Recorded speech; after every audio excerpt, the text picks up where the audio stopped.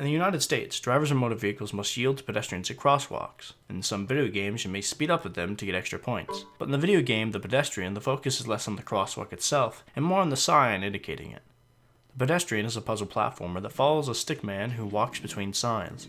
The graphics of the character and platform elements are appropriately simple, seeing as well, they're signs. But the game does manage to explore the style a bit by giving different textures and colors to the elements based on the sign you're presented on. There are also the environments around the signs, which are aiming at realism but not quite reaching the levels of modern AAA titles.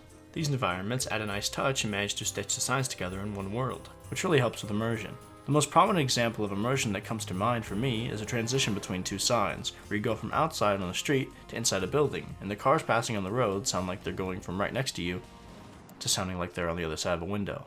All the sound effects really added to the experience, with a mixture of simplicity and detail sprinkled throughout. The music of the game is wonderful as well, being perfectly synced up with your movements through the world and when you solve puzzles. This synchronization makes finding the solutions quite rewarding and helps push you forward to the next level.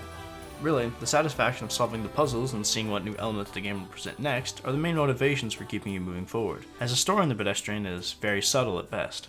Without giving any spoilers, the game mostly has you collecting pieces for a Game Boy looking device, that you may or may not even connect as the same one throughout the game. Once you have made the connection, building the device could be your motivation, but what the device does isn't exactly clear until the very end of the game when it comes together in the last few levels.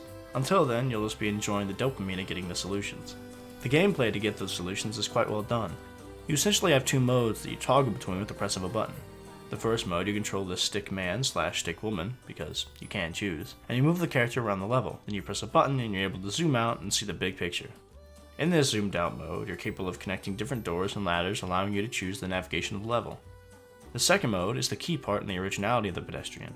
I can't say for certain what other puzzle elements this game does and doesn't share with other puzzle platformers, but the ability to manipulate the location of set pieces to the levels and then connect different doors and ladders to make the level flow in different ways is a very interesting and entertaining puzzle element.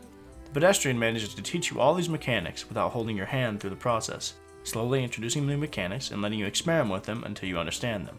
It then uses what it teaches you to manipulate the sign locations to connect wires and power things in the real world. The Pedestrian revolves around the smooth interaction between the sign world and the real world, with the stickman downright opening gates and putting in combinations in the real world to move from one sign to another. Overall, The Pedestrian is a fun and interesting puzzle platformer. The puzzles aren't super difficult, and the game is quite short, only taking me 4 or so hours to beat, so I would say whether or not it's worth the purchase is up to you.